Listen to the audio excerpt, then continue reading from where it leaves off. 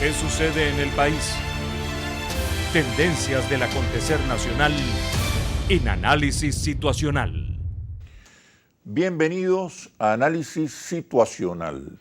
Les recuerdo nuestros horarios: domingos 11 de la mañana y 8 de la noche y los lunes a las 8 de la noche. Hoy nos acompaña Didalco Antonio Bolívar Graterol, diputado a la Asamblea Nacional. Fue el segundo vicepresidente de la Asamblea Nacional el año pasado, durante el primer año de este periodo.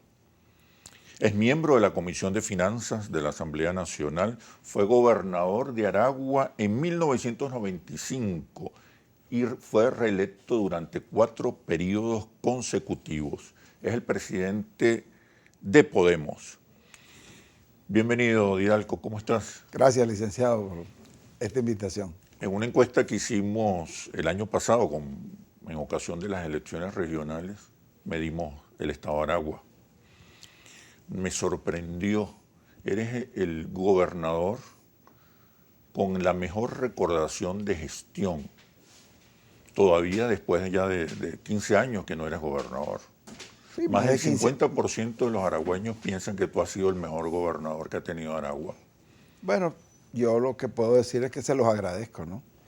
Porque la verdad es que la gestión no es solo de gobernador, Chemer.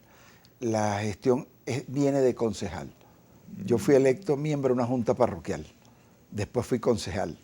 Cuando los concejales tenían cohabitación, eran corresponsables del gobierno local. Hoy no, porque el alcalde tiene la atribución casi absoluta. O sea, lo que le falta es legislar, pues, prácticamente, ¿no?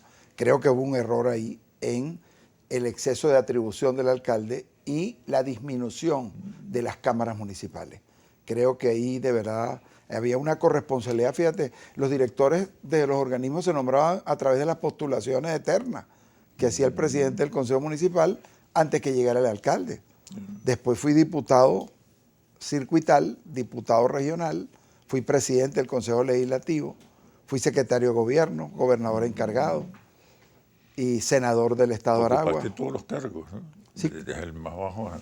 Sí, claro, pero lo que te quiero decir es que es una gestión de vida.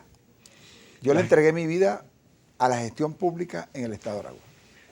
En esos estudios que realizamos, que Interlazas realizó el año pasado, entre otros estados en Aragua, la gente reclamaba que la escucharan, que los políticos ya no escuchaban, no eran empáticos, no se acercaban, no acompañaban. Y sobre todo eso, había una demanda enorme por ser escuchados. Yo creo que eso está todavía latente. Yo creo que eso es parte de las demandas que nosotros estamos obligados a Los líderes ya no están profundizar. cerca. Fíjate, yo digo que no solo es que le escuches, sino que ya el periodo de reconocimiento de ese ciudadano, Chávez lo inició. Durante el proceso constituyente, durante la Constitución, durante la metamorfosis de Quinta República con PSV, el polo patriótico, todo ese proceso político, más el proceso del poder popular, el poder comunal, las instancias de administración pública que fueron mucho más amplias. O sea, la abolición prácticamente de la descentralización y profundizar en la corresponsabilidad, ¿a qué te lleva? A que hoy no puede reconocer solo al ciudadano. El ciudadano quiere responsabilidad. Quiere que le des la oportunidad de ser responsable. Y eso te lo acaba de demostrar ahorita la elección interna del PSV. Y es un éxito que hay que reconocérselo, ¿no? Tanto al presidente del partido, que al presidente de la República, como al capitán Diosdado Cabello. Explícame esos cambios en el comportamiento social. Son 22 años de revolución. Se han producido cambios profundos en la política, en la cultura, en la emocionalidad. Yo creo que ¿Cuáles cambios observas? Yo creo que hay un quiebre, a mi manera de ver. Te estoy hablando ya desde el punto de vista técnico, ¿no? No te estoy hablando como, digamos, como político, sino como técnico, ¿verdad? Porque tú sabes que a mí siempre me ha gustado, ¿verdad? Sí. Investigar, tener números, ¿verdad? Creo que el político excesivamente pragmático y de pensar solo en el olfato inmediato, sin pensar a futuro, bueno, está condenado al fracaso. El político, yo tengo todavía un lema, abunda mucho. Un lema de mi papá. que mi papá decía, el político propone y el técnico dispone. Lo que no puede dejar el político es de proponer, pero no puede proponer sin oír o hacer copartícipe al técnico de esto. Nosotros necesitamos diagnosticar hoy mejor la sociedad. Y tú eres un profesional en esa materia. Lo estamos haciendo. Sí, pero el gobierno, me refiero. O sea, tú lo puedes estar haciendo como empresa, pero el gobierno necesita, digamos, diagnosticar la sociedad. El resultado de Barina. ¿Qué cambios estás observando tú? Mira, yo creo que hay un nuevo comportamiento, una nueva apreciación. La crisis del bloqueo generó desafíos importantes, ¿no? Yo creo que si algo demostró el presidente Maduro es que pasó de ser un funcionario, digamos, de carrera, un líder sindical obrero, a ser un conductor político, no solo nacional, sino internacional. Fíjate que todos los movimientos, Lula, Dilma, los Kirchner en Argentina, Evo Morales, Correa, todos fueron erosionados. Y Maduro se mantiene en la conducción política y a un proceso de recuperación que aspiro que hablemos. Y una valoración positiva de gestión. Entonces, ¿qué pasa? Significativo. Tú no puedes creer que nosotros estamos en el 1998. Claro. O sea, no. Es otro país. Este es otro país, indudablemente. Y esa es la frase. Ahora, hay unos campanazos y hay unas tarjetas amarillas, que es el caso Barina. O sea, el caso Barina, para no entrar en detalle, te diría cómo es que tú pierdes por 1.000 votos y en el segundo intento pierdes por 50.000. O sea, en menos de 20 días. Sí. O sea, eso es un fenómeno que no lo puede... O sea, Barina amerita un estudio de comportamiento electoral, no solo por el caso Barina, sino porque fue una forma de quiebre de un elector que tú habías tenido para ti durante mucho tiempo. Ya venía dando señales de agotamiento. Sí, pero no había habido un quiebre tan significativo. Fíjate que en el 2015 hubo una separación. La gente votó por quien sea en Barinas. El que pusiera. Por quien sea, porque los niveles de desconocimiento cuando se inicia la campaña del actual gobernador eran muy elevados. Claro, pero acuérdate que el chavismo nace con el voto rechazo. Sí. O sea, el chavismo nace contra el bipartidismo. El chavismo nace contra la descentralización. El chavismo nace contra la Constitución de 1961. O sea, todos esos matices, hoy yo siento que están totalmente movidos. Y el político en este momento, a quienes nos corresponde acompañar a los que tienen la conducción política de esto, ¿verdad? Que es el presidente de la República, el capitán Diosdado Cabello, en el PSV, Jorge Rodríguez, en el Parlamento y en general todo el equipo de políticos del gobierno, oye, están obligados a estudiar, esta nueva sociología política que se está presentando. Sí, hay una nueva relación entre el ciudadano y el partido político, una nueva relación entre el ciudadano y el Estado. Ya no es el Estado paternalista que todo lo resolvía, que todo lo resolvía a rialazos. Ya no hay. Hay una revalorización del sector privado, hay una apuesta por una economía mixta, hay un rechazo a las estatizaciones en exceso, irracionales, sin fundamento. O sea, hay cambios significativos, hay nuevas gramáticas, inversión, producción, empleo, bien remunerado, ya no solamente justicia, igualdad y respeto. ¿Qué cosas estás observando? Pero por favor, cuando regresemos de los comerciales. Ya venimos. ¿Qué sucede en el país? Tendencias del acontecer nacional en Análisis Situacional. ¿Qué sucede en el país? Tendencias del acontecer nacional en Análisis Situacional. Conversamos con Didalco Bolívar, diputado a la Asamblea Nacional, presidente de Podemos. Te preguntaba sobre los cambios profundos que está viviendo la sociedad venezolana. El Estado ya no se puede comportar de la misma manera, ya no hay dinero. Hay una revalorización del sector privado, hay una apuesta por una economía mixta. Palabras como inversión, producción, empleo hacen presencia en los repertorios lingüísticos. Hay una nueva emocionalidad, ya no es el líder carismático, religioso, que fue Hugo Chávez.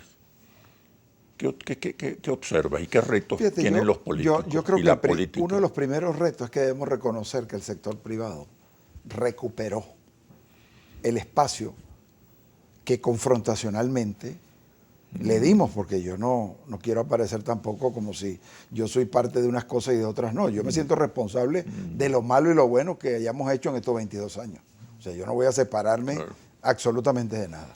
Pero sí creo que las expropiaciones, las confiscaciones, las ocupaciones, ¿verdad? Que no fueron de alto nivel, óyeme, fueron también locales, alcaldes. Todavía se producen invasiones. Totalmente, ¿no? Y de poco respeto a la delincuenciales casi. Al sentido de la propiedad. Ahora, ¿qué significó eso? Que el sector privado recuperó, a pesar de ser acosado frente a esa situación, recuperó su espacio en la sociedad. Y ese es un valor que nosotros no podemos obviar. Tenemos que entender que no se trata solo de un sector privado productivo, sino de un sector privado en reconocimiento de la sociedad. Y eso es un elemento que no es cualquier elemento, porque cuando tú lo comparas con la realidad económica del país, indudablemente que hay una valoración mayor en todas las mediciones de opinión, sí, pero también de reconocimiento y de conducción de liderazgo. Sí, incluso porque la crisis económica puso al venezolano a mirar al sector privado como un factor importante para superar la crisis. Claro, porque yo siento que el haber tenido $120 el barril, ¿verdad? Y haber tenido 90.000 millones en reserva, siento que hubo acierto, porque no se puede negar que Chávez hizo acierto. Y no todos fueron expropiaciones, de verdad. Y hay que decirlo con claridad. Sanitarios Maracay nunca le expropió Chávez. Los empresarios se fueron un día y pagaron la carrera. O sea, Sudantec tampoco fueron expropiaciones. Los empresarios se fueron un día y abandonaron el país. Pidieron un crédito en dólares a través de una banca offshore avalado por 3 bancos nacionales, que sabrá Dios si lo terminaron pagando o no. Pero lo cierto es que se fueron del país. Y lo mismo Benepal. Entonces aquí hubo una huida de empresarios y hubo también, porque el cuento hay que echarlo completo, ¿no? Aquí hay gente del sector privado que echa el cuento parcial, ¿verdad? Pero no echa el otro cuento, y que ¿no? siguen pidiendo dinero. Gente que se acostumbró a vivir de que el Estado los subsidiara. Todavía piden, tú los escuches y como que sí, no están entendiendo que hay una realidad distinta. bonos de deuda pública para poderlos capitalizar. Y era casi 15. Yo me recuerdo como senador, porque yo fui vicepresidente de la Comisión de Finanzas Bicameral.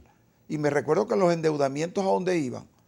Al financiamiento de la electricidad, al financiamiento de empresas que aparecían como empresas privadas y que de alguna otra manera el Estado tenía que subsidiarlas por debajo.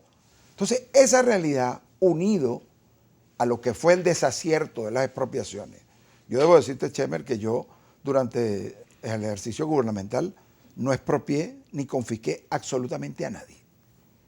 No creo en ese mecanismo, aunque es un mecanismo constitucional. Claro.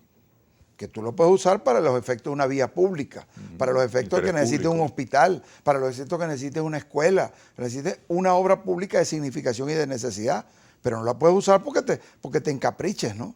Entonces, fíjate, ¿qué pasa? Que las empresas que se ocuparon, en más de un 75%, no fueron legalmente ocupadas. No se firmó ni siquiera un decreto de expropiación. No se les dio ni siquiera la posibilidad de un entendimiento jurídico. Se les hizo una ocupación de manera irracional. Ahora, si tú me lo planteas desde el punto de vista de una gobernanza, o sea, ¿cómo es que yo fui exitoso durante 15 años y medio sin expropiar a nadie? Y tú me vas a decir que ahora tú eres gobernador o eres gobernadora queriéndole quitar la empaliza a cualquiera. O sea, la gobernanza, fíjate, hubo un valor ideológico en los primeros 10 años del gobierno, más que de gestión. ¿Por qué? Porque tenías una liquidez que sobraba en la calle y que le daba estabilidad, incorporación y reconocimiento social. Los pensionados, independientemente de que hoy, digamos, el ajuste sea necesario y se está gradualmente haciendo. Y el presidente tiene eso en su agenda principal. Pero en ese momento había que incorporar pensionados que nunca habían tenido cotizaciones al Seguro Social. que no la tuvieron nunca. ¿Por qué? Porque eran trabajadores del campo, porque estaban en los pueblos. Y entonces esa igualdad fue quebrada por el bloqueo económico. El bloqueo económico nos ha hecho una gobernanza difícil, pero el bloqueo económico nos ha quebrado políticamente. Nosotros lo estamos viendo desde el punto de vista financiero, ¿no? Nos crea una desigualdad muy fuerte, que fue parte de las conquistas de los primeros 10 años. Llevar a un país de igualdades territoriales y de igualdades ciudadanas. Hoy no podemos decir lo mismo, porque indudablemente pues, el problema de la gasolina, el problema del combustible, las expectativas son otras. O sea, las expectativas son otras. Y la polarización, Sí, llegamos al fin de la polarización, pero por eso, lo menos de eso la lleva hoy al polarización que ciudadano conocimos. a tener una expectativa distinta. Exacto. Entonces, ¿qué pasa? El sector político tiene que estudiar un poquito más, de verdad. O sea, el político... Actualizarse. Bueno, yo no lo quería decir con esas palabras, pero yo sí creo que tiene que actualizarse. Sí. Y esto no es el solo... El chavismo también, bueno, incluye el chavismo. Yo creo que el chavismo tiene que hacerlo más. ¿Por qué? Porque tiene más responsabilidad. Sí. Y si tienes más responsabilidad, muy tienes que ir, mira, a las estadísticas de comportamiento. Yo creo que, fíjate que la realidad amerita ser inventariada. Y tú no la puedes inventariar con tu propio entorno.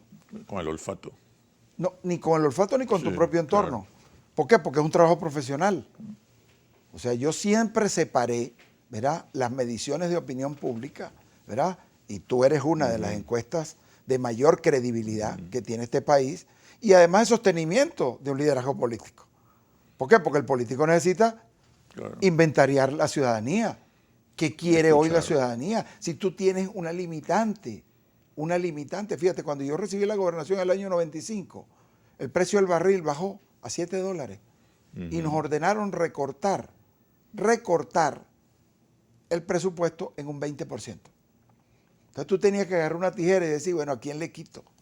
Si todos necesitan. Entonces yo tomé una decisión. En mi primer periodo de 4 años, no hago una obra nueva, termino lo que los otros no terminaron. Y me fui en Aragua a la época de Hildegard Perezenini. Imagínate, que era la época de Raúl Leoni. La avenida Aragua había que terminar unos tramos, ¿verdad? En el distribuidor Casanova Godoy había que terminar toda una avenida y hacer un nuevo distribuidor. Entonces, ¿qué pasa? Tenías un concepto hospitalario que todavía prevalece en este proceso político, porque aunque tú has ampliado, ¿verdad?, las competencias del sector público con la misión Barrio Adentro 1, la misión Barrio Adentro, la estructura hospitalaria sigue siendo la misma. Así, aquí estamos en una era de segmentar la medicina y la salud pública. Ya tú no puedes hablar solo de traumatólogo, tienes que hablar del médico de rodilla izquierda y de rodilla derecha, de la mano derecha y de la mano izquierda. O sea, toda la medicina se está segmentando de una manera... Especializando. Sí, totalmente. Y el sector público se mantiene con el concepto hospitalario tradicional de los hospitales de Caldera en el año 69, que fueron los hospitales de La Victoria, el hospital de Maracay, un concepto integral de toda la salud en un solo centro de salud. La gran preocupación de los venezolanos es hoy la economía y los servicios públicos. La gran preocupación de los venezolanos hoy es, más allá de la ideología, la gestión. Cuando el presidente habla de una nueva etapa de transición al socialismo, ¿qué nos está diciendo? En medio de cambios económicos o de cambios en la política económica profundos, históricos. Pero ¿a qué se está refiriendo el presidente Maduro con la nueva etapa de transición al socialismo? Me responde cuando regresemos de los comerciales. Ya venimos. ¿Qué sucede en el país? Tendencias del acontecer nacional en Análisis Situacional. ¿Qué sucede en el país? Tendencias del acontecer nacional en Análisis Situacional. Nos acompaña el diputado Didalco Bolívar, que también es miembro de la Comisión de Finanzas de la Asamblea Nacional y presidente de Podemos.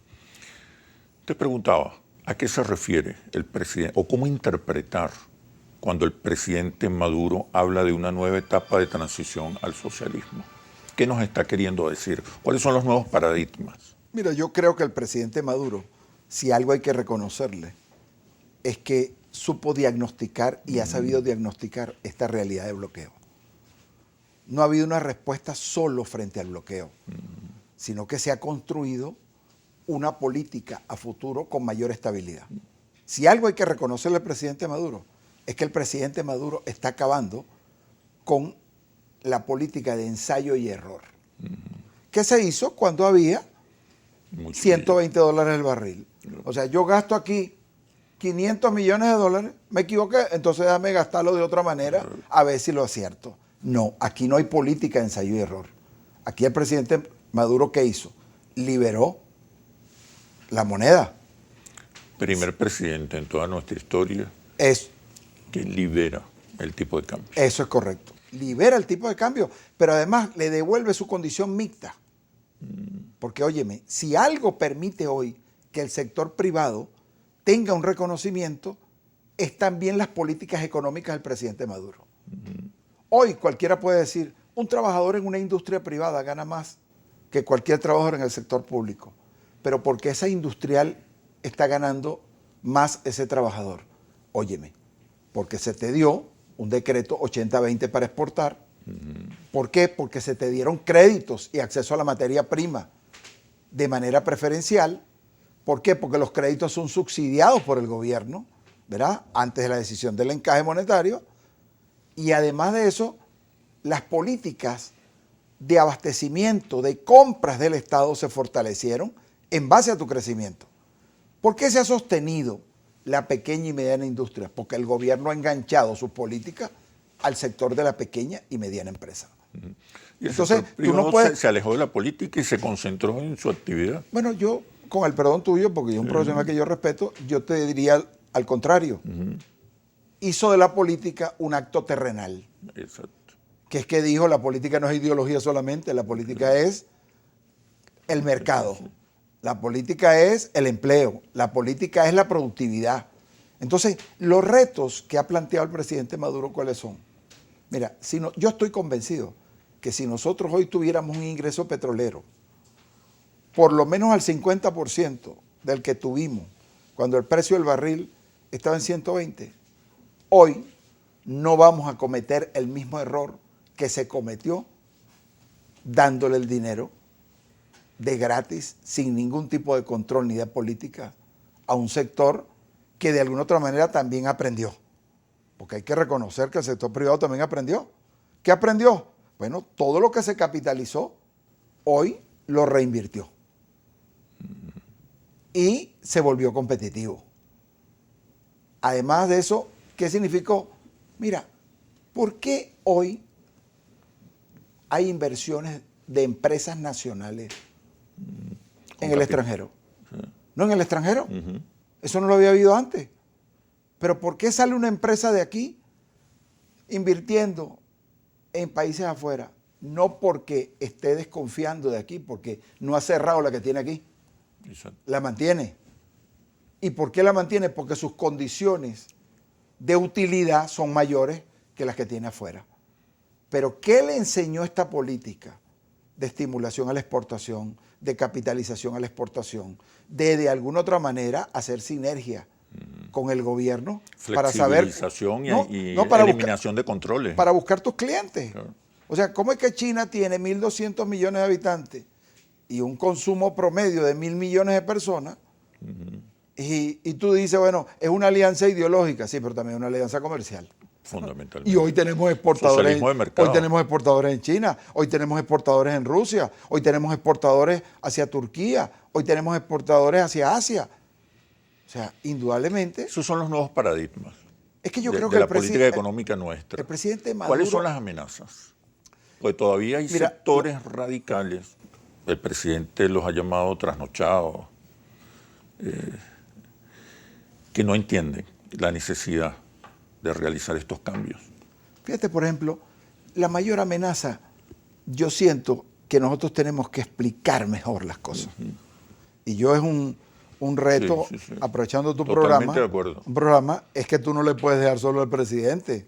Fíjate que la valoración positiva de la gestión presidencial ha subido significativamente, con más del 42% de aprobación, pero todavía los niveles de respaldo político y social son los históricos, 30% de respaldo Claro, duro. pero tú tienes, los ministros tienen que venir a los programas, tienen que asistir a los programas. Tiene que haber un discurso. Claro, tiene que haber un discurso, compartido. porque tú tienes que defender con argumentos, porque óyeme, si tenemos razones para defender lo que estamos confrontando, ¿por qué no vamos a venir nosotros a un programa de televisión independientemente de que en algunos casos, que no es el tuyo, pues tú eres un programa respetuoso, ¿verdad? Otros tal vez no lo son, pero tú tienes que asumir la defensa del gobierno en todas las instancias.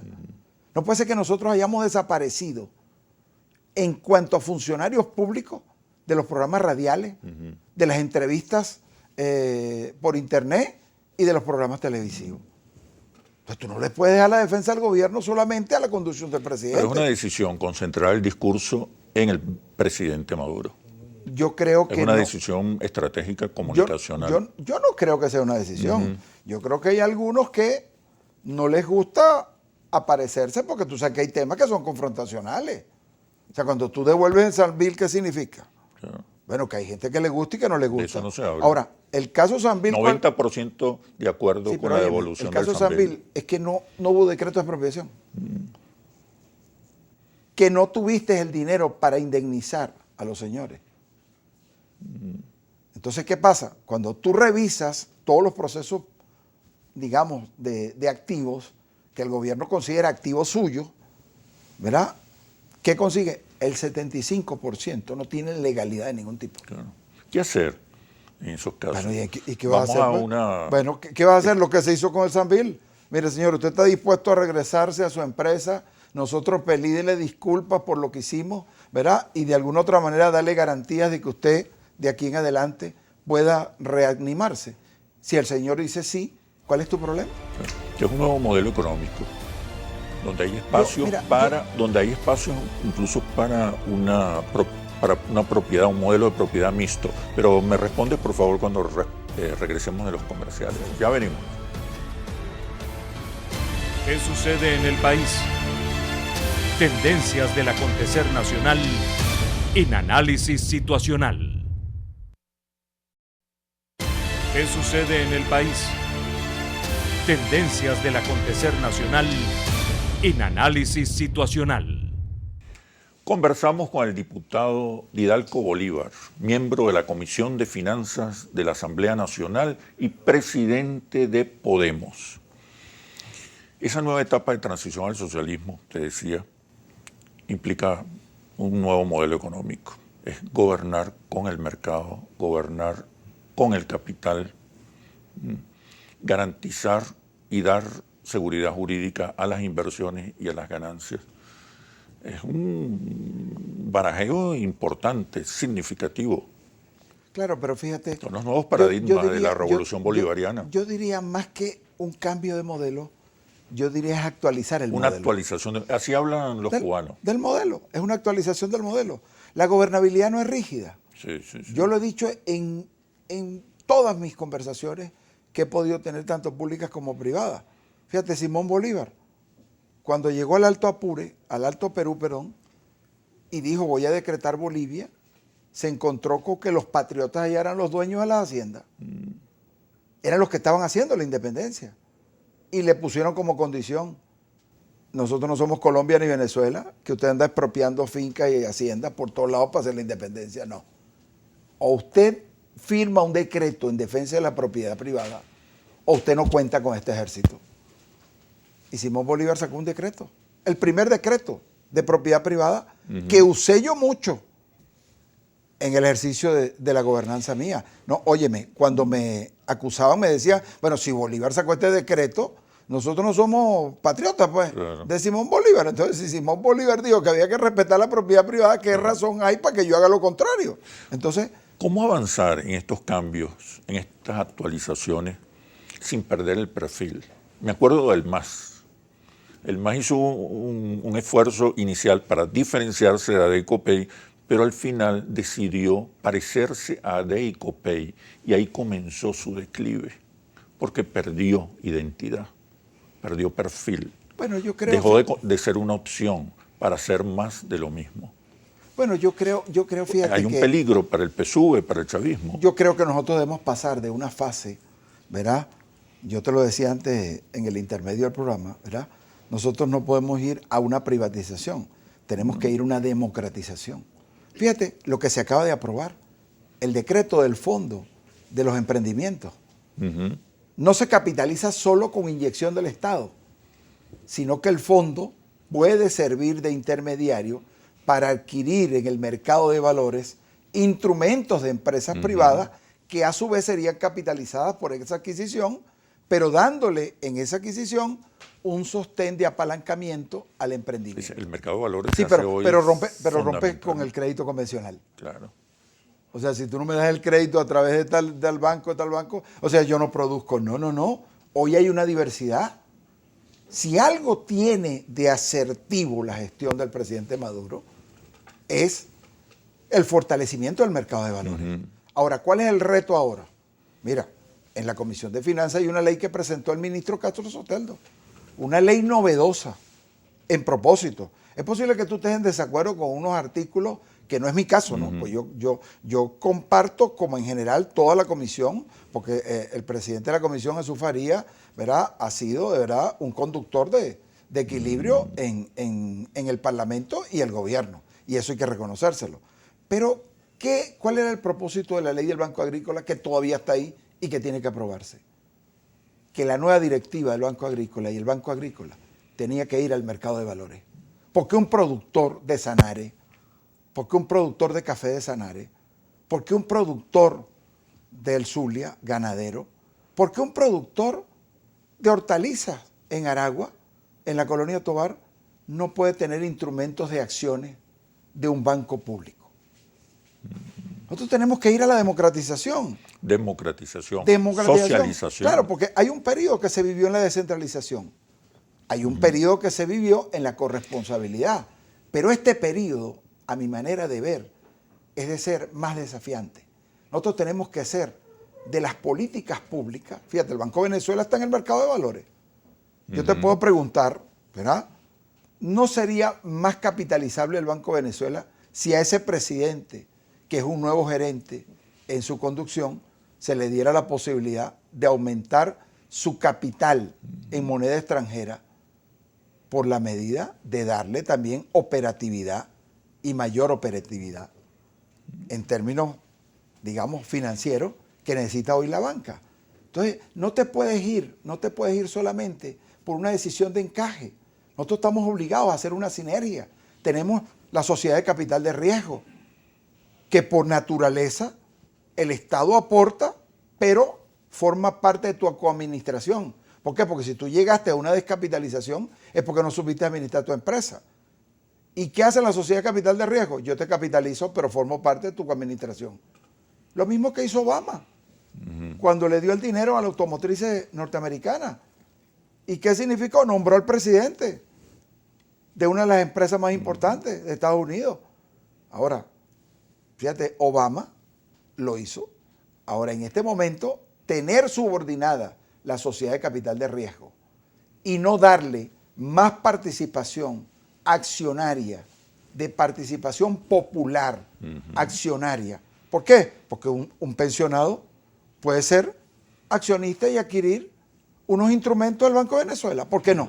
Se hacía antes, ¿no? Con la electricidad de Caracas, recuerdo. Óyeme, Nelson Merente, que yo lo reconozco como uno de los más exitosos ministros de Finanzas que hayamos tenido nosotros, ¿no?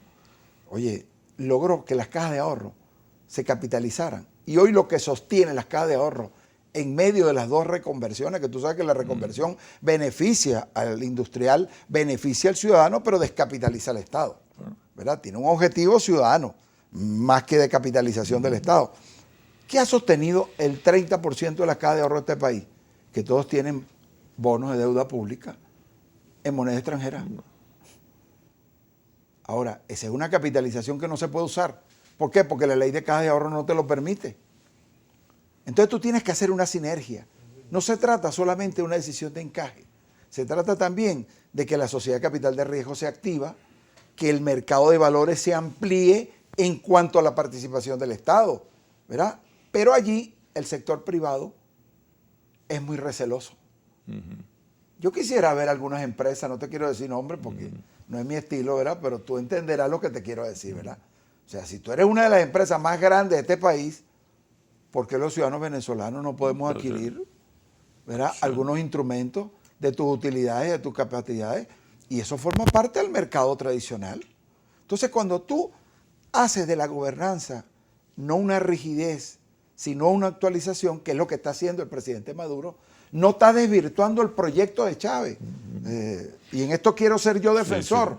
Fíjate, en la comunidad andina, antes que nosotros nos retiráramos, Chávez le aportó a la relación Colombia-Venezuela 8.500 millones de dólares. ¿Tú sabes quién era el presidente de ese momento? El presidente Álvaro Uribe. El mayor enemigo y adversario, por cierto, adversario respetable, ¿verdad? Porque yo nunca lo he subestimado y además yo lo respeto como adversario. Pero déjame decirte, 8.500 millones de dólares que no le dio a Dey Copey en 60 años a la comunidad. Quiero que hablemos ahora de lo que está haciendo la Comisión de Finanzas de la Asamblea Nacional, una vez que regresemos de los comerciales. Ya venimos. ¿Qué sucede en el país? Tendencias del acontecer nacional en análisis situacional. ¿Qué sucede en el país? Tendencias del acontecer nacional en análisis situacional. Conversamos con el diputado Didalco Bolívar, miembro de la Comisión de Finanzas de la Asamblea Nacional y presidente de Podemos. Te preguntaba sobre lo que está haciendo ahora la Comisión de Finanzas. Me imagino que tiene mucho trabajo la Comisión de Finanzas de la Asamblea Nacional, pero quería cerrar un comentario que hiciste anteriormente cuando te planteabas una renovación del discurso y decías específicamente, no es privatización, es democratización, no es estatización, es socialización, diría. Claro, ¿no? Totalmente. Es decir, para conservar el perfil hay que renovar el discurso y apropiarse de las nuevas gramáticas, de la nueva cultura. Hace falta un nuevo decálogo. Creo que el decálogo de 1998 está medianamente agotado. Okay. ¿Verdad? Y yo te puedo decir con toda propiedad, porque tú sabes que yo mantuve con Chávez una relación muy respetuosa, ¿no? Y es alguien a que yo siempre respetaré y admiraré, porque si hoy hemos llegado hasta aquí, es porque él nos permitió llegar. Pero óyeme, también fuimos críticos. Sí. En la relación, ¿verdad? Y fíjate, las expropiaciones nunca fueron parte de mi política de acompañamiento. Siempre me negué a ello, ¿verdad? Creo que ha habido una rectificación. Sí. Ahora, rectificación. Y fue otro momento donde quizás en algún caso la estatización era necesaria. Si Chávez estuviera ahorita, estuviera fortaleciendo más el mercado de valores. Sí. Fíjate, Chávez fue quien inauguró la Bolsa Agrícola. Yo vine a acompañarlo aquí, a la Avenida Universidad,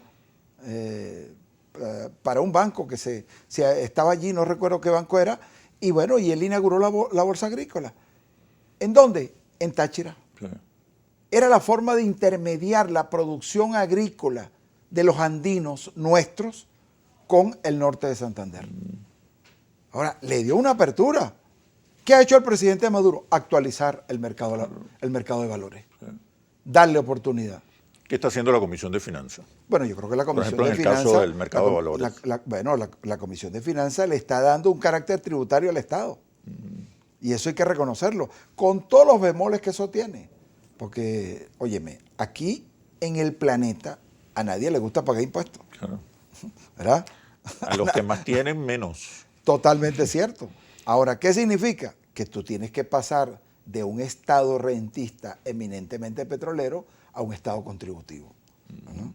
Y eso implica una nueva cultura en la relación del Estado y el ciudadano. Claro, pero además un desafío para el Estado. Sí. ¿Por qué? Porque si yo te estoy pagando ahora la contribución de la tasa en el servicio de electricidad, en el servicio de agua, entonces yo voy a pasar a ser exigente. Claro. ¿Por qué? Porque yo tengo que exigirte a ti ahora que tú cumplas con lo que yo te estoy pagando, pues yo soy el que te estoy manteniendo. O sea, esa es una definición ciudadana. Entonces, en este momento, pasar a un fortalecimiento del Estado tributario ha sido uno de los papeles fundamentales de la Comisión de Finanzas. Y en esto yo te insisto que quienes formamos parte de la comisión, ¿verdad? Bueno, creo que la conducción de Jesús ha sido de verdad, así como la contribución de Orlando Camacho, ¿verdad? Y de Bielma Mora, que ha sido también, aquí no hay un tributarista más conocedor en el término legislativo que Bielma Mora. O sea, que ahí afortunadamente la comisión tiene, digamos, un cuerpo heterogéneo que se complementa, ¿no? Y entonces, ¿qué pasa? La mayor contribución es darle estamento tributario. ¿Gracias a qué? A la conducción de Jorge Rodríguez en el Parlamento.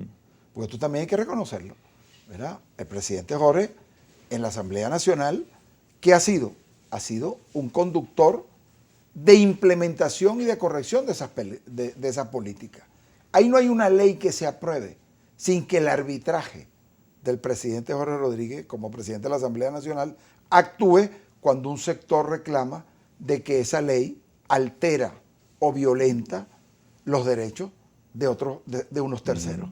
Y entonces, la doctora Iris Valera, que es una abogada conocedora de la materia, ¿verdad?, que ha permitido, bueno, que tanto el presidente Jorge como la vicepresidenta Iris Valera han permitido, digamos, darle arbitraje a cualquier decisión fiscal y tributaria que se establezca en la Comisión de Finanzas con los sectores que van a pasar a ser contributivos o los sectores que tienen dudas de la legislación que se está aprobando. ¿Cómo está la ley de zonas económicas especiales? Mira, yo creo que se ha retrasado mucho. Sí.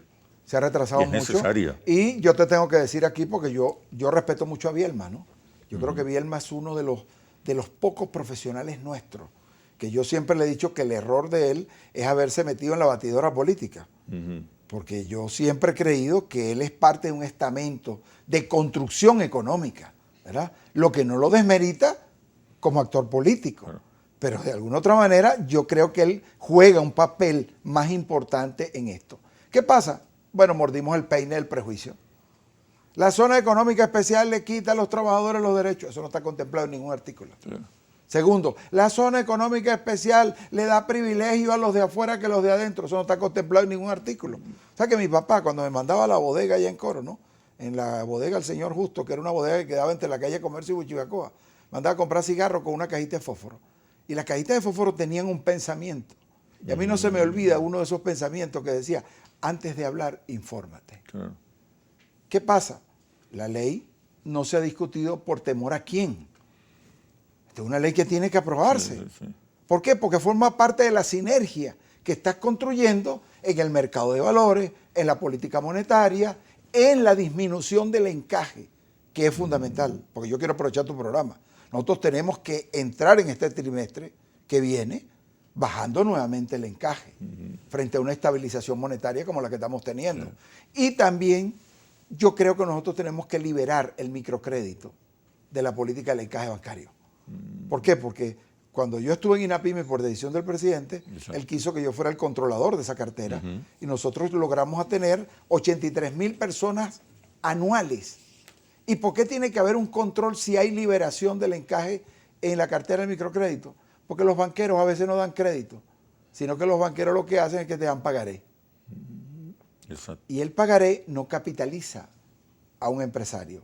El pagaré te resuelve un problema inmediato, pero también a la final te ahorca por los intereses que representan el pagaré. Entonces, para evitar la figura del uso del pagaré por la del crédito, hay que tener un comité de control de esa cartera. Pero el microcrédito hay que liberarlo. Hay que liberarlo del encaje, como una forma gradual de ir estabilizando la capitalización del crédito. Y democratizando la economía. Totalmente. Bueno, Didalco, muchísimas gracias por este análisis situacional, como siempre, muy brillante. Bueno, agradecido, ¿verdad?, de tu programa. Seguimos conversando. Sí, claro que sí. Nos vemos en un próximo análisis situacional. Recuerde, no basta con estar informado, es necesario análisis situacional por Globovisión, el canal de la paz y la unión de los venezolanos. Hasta pronto.